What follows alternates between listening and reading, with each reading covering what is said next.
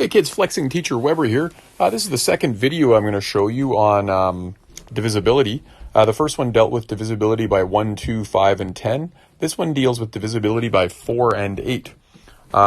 These two rules are related, and you really have to have a pretty good knowledge of dividing at least by 2 in order to utilize these rules. So let's look at divisibility by 4. A number is divisible by 4 if the last 2 digits form a number divisible by 4.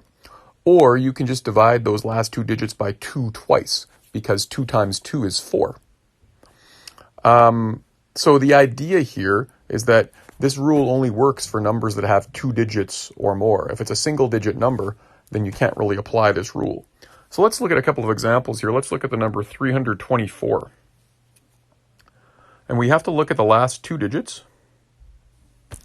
And we have to see if they can divide by 4 or if they divide by 2 twice.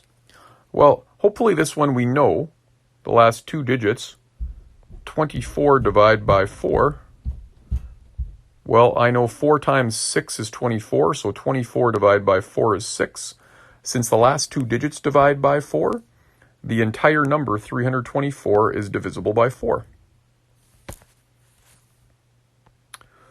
And we'll look at another way of using this rule, 56,448. Again, look at the last 2 digits. And if the last 2 digits are divisible by 4, then the entire number will be divisible by 4. Well, for this one, let's try, instead of dividing by the last 2 digits by 4, let's divide by 2 twice. So, 48 divide by 2. Well, that's like chopping in half. So half of 48 is 24. So we can divide those last 2 digits by 2 once. Now let's take that quotient, that answer, and see if we can divide them by 2 again. Well, we know we can because it's an even number. It ends in 4. 24 divided by 2, or 24 chopped in half, is 12. Since we were able to divide by 2 twice, that's the same as dividing by 4. So, this whole number, 56,448, is divisible by 4. We'll put a yes. So that's the divisibility rule for 4. So you got to be able to divide by 2 in order to do that. Now, the divisibility rule for 8 is similar to 4. A number is divisible by 8 if the last 3 digits form a number divisible by 8. Or the same thing as dividing by 8 is if you can divide by 2 3 times. All right, so this rule only works if we have a 3-digit number or more. If you have a 2-digit number or a single-digit number, you can't apply the rule for 8. So let's take a look at an example. 56,168. Well, we have to look at the last 3 digits. So we have to do 168 divide by 8.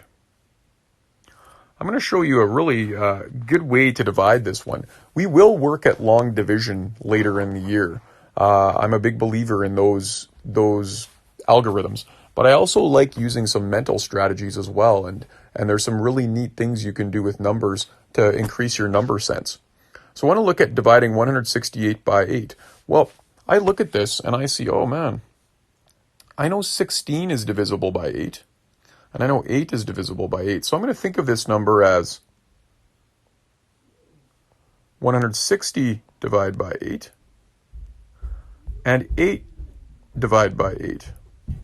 What I did there is I just took 168 and I broke it up into 2 numbers that I'm pretty positive will divide by 8. Now, when I do 160 divided by 8, I'm just going to do 16 divided by 8. I know 16 divided by 8 equals 2. So that means 160 divided by 8, I just add on a 0, that's 20. And now I do 8 divided by 8. Well, how many groups of 8 fit inside 8? There's 1. So if I add these 2 quotients up, these 2 answers, I get an answer of 21. So since the last 3 digits are divisible by 8, then this entire number, 56,168, is divisible by 8. Let's look at another example. 7,124.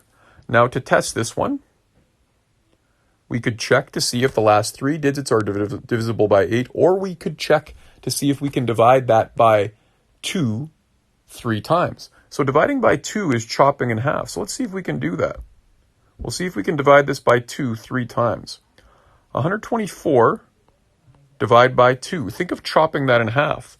Well, I know 100 chopped in half is 50, and 24 chopped in half is 12. So that's going to be 62. Okay. Now, let's see if we can do 62 chopped in half. 62 divided by 2. Well, 60 divided by 2 is 30, and 2 divided by 2 is 1. So 62 chopped in half is 31. We were able to divide by 2 twice. In order for this whole number to be divisible by 8, we have to be able to divide by 2 3 times. So let's take our final quotient that we got, 31, and I know 31 is not divisible by 2 evenly. There's going to be a remainder.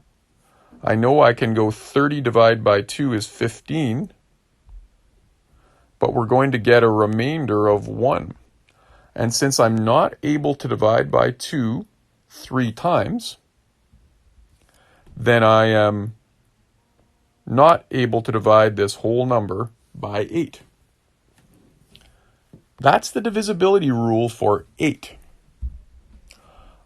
So that's one where you have to be able to at least divide by 2 and recognize your divisibility rule for 2. I hope that helps a bit. I'm going to do one more video for 3, 6, and 9 next. Flexing Teacher Weber, out.